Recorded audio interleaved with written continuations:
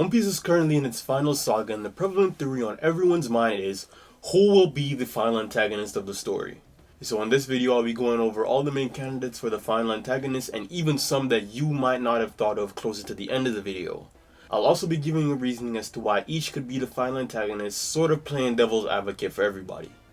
So starting off the list is gonna be Enel. Emu's the most common answer for the final antagonist question and the one with the quote-unquote best arguments. He's the current king of the world and a ruler in the shadows for over 800 years. Emu is the leader of the world government and the one that's basically been calling the shots since the inception of it.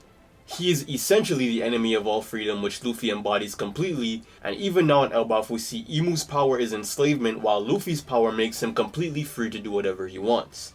Emu has generational beef with Luffy, as he would have been one of the 20 kings that fought against Joy Boy during the War Century War originally, and now Luffy, being the inheritor of Joy Boy's will and ability, is directly in Emu's crosshairs as somebody he needs to wipe out. Emu being the final antagonist of One Piece from a shonen perspective makes the most sense in an organizational sense, as Naruto had Madara, who was the leader of the Akatsuki, and Bleach had Iwak, who was the leader of the Quincy. Both were the final antagonist organizations of their respective mangas. One Piece having Emu being the last big bad would essentially be Oda taking the path of least resistance and the most logical path. No one would really complain that Emu is the final antagonist, but they would complain if Emu's character wasn't done well, which from what we're seeing in Elbaf anyway, doesn't seem like it's gonna be an issue, as Emu's actually a very interesting antagonist for Luffy to fight against, simply off the way he speaks and the way he genuinely seems to believe he's God. In the same way Enel did, and I personally say Enel was one of the better antagonists in the pre-time skip era, simply off his charisma, his energy, and his swagger. So in summary, the arguments for Emu are that he's the most obvious choice, the best one for a story like One Piece, and somebody that could actually make an interesting villain for Luffy. The only arguments I can see against him being the final antagonist would be that he was introduced the latest, as he was introduced and started moving during the Reverie in Egghead, which although is a long time ago in the real world, was like a few months ago as far as One Piece is concerned. Like, yeah, it doesn't really matter because he's in the story long enough for us to be familiar with him, so it's not gonna be like a Yoak or Kaguya situation where they basically just come out of nowhere and they're only in the final arc of the story. But One Piece is a show that's built on its longevity and payoff, and Emu basically has none of that, because although we know who he is, he was straight up introduced as the king of the world. We never saw any progression, any interactions with Luffy, or any interactions with anyone who we actually care about for that matter, as the only character Emu's actually spoken to that aren't the Gorosei would be Cobra. And let's be for real, none of us care about Cobra that much. Emu definitely has a great case, but there are others who also have a good case for the final antagonist. And the second contender is quite obviously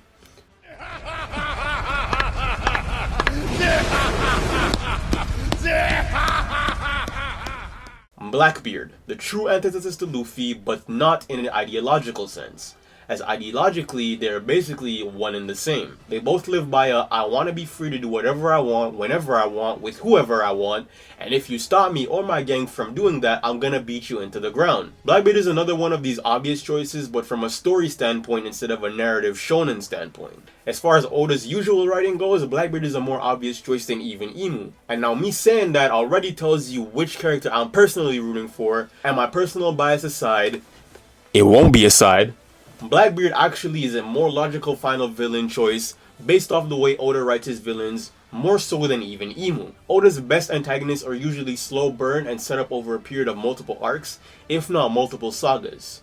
Characters like Crocodile, Doflamingo, and Kaido are all impactful villains because we see them interact with characters we know and love. For example, Crocodile and Vivi, or him speaking with Sanji at the end of Little Garden. Doflamingo and Bellamy and Jaya, or him and Smoker in Punk Hazard. Now while this might seem contrived when referring to Emu, as Emu is just now getting these interactions with some of the Straw Hats to a lesser degree, it's certainly not to the extent that Blackbeard has.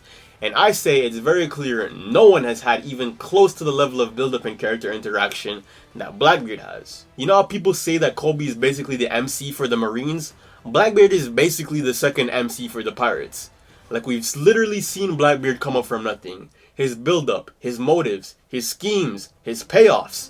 We see him interact with characters close to Luffy, and in his introduction we literally see him parallel Luffy as somebody opposite to him, but still doing the same thing he's doing, which in that moment was eating food. If there's ever a villain that would scream payoff, it is Blackbeard. And the later we get into the story, the more and more likely it is that Blackbeard will be the series' capstone villain. I don't want to put spoilers for the most recent chapter in here, but if you know, you know. And if you know for sure that Blackbeard's running for final villain just got dead even with emus, if not surpassed it.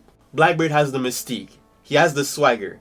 He's a weird man with a crazy lineage going about his rise in a unique way, yet he's still succeeding. He's got antagonistic / rival ties with Shanks, who is Luffy's mentor, and let's be real, he's basically Luffy's daddy. Like, Luffy defends that man the same way a child would defend their father. Blackbeard's actual daddy has antagonistic ties with Luffy's granddaddy.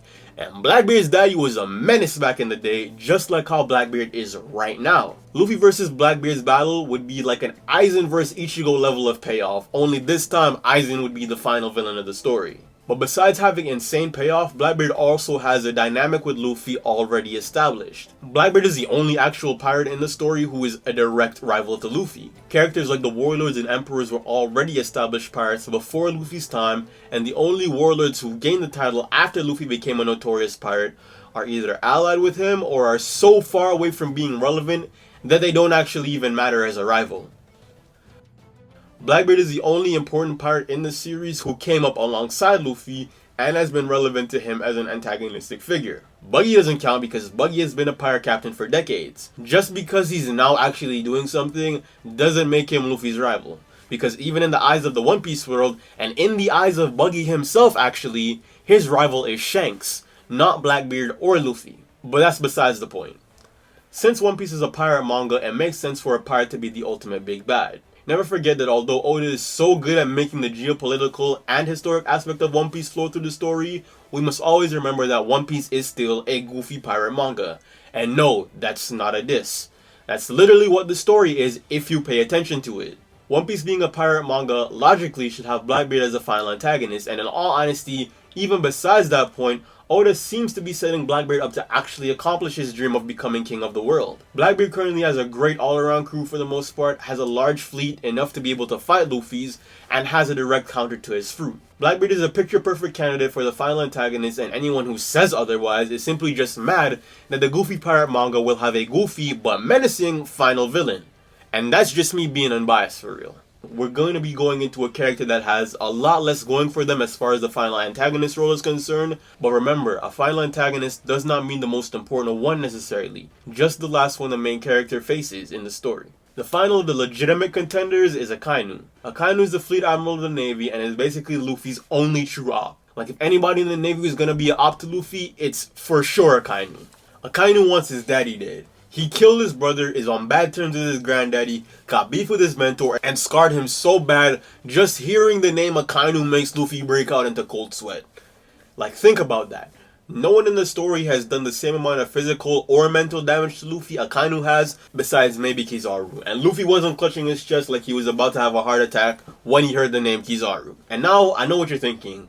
But if Luffy beats Blackbeard and Emu, then there's no way Akainu can be a challenge for him. And to that, I'm saying, stop watching One Piece soft reels, bro. Stop watching these agenda channels that tell you that Zoro and Sanji can fight the admirals because Shanks' hockey had Green Bull twerking. It's like, let's be for real, bro. One Piece is a story, and Akainu is the only character in One Piece right now that Oda believes is worth 5 billion. Oda stated, yes, stated, that if Akainu wanted to find the One Piece, he'd be getting it in a year. You guys need to realize that the power creep is very real, and the longer Akainu gets pushed back to showcase his strength, the stronger he's going to be once he finally does showcase it. Baby Loki's performing the same feats Kaido did, and if I told you Loki had just as much, if not more durability than Kaido at the start of Elbaf, you all would have told me I'm on copium and that Loki would get mid-diff by his base form. Akainu has all the hallmark traits of somebody Luffy could have an endgame fight with, and the more that gets revealed about Dragon and Akainu, as well as Akainu's history with the Monkey D's,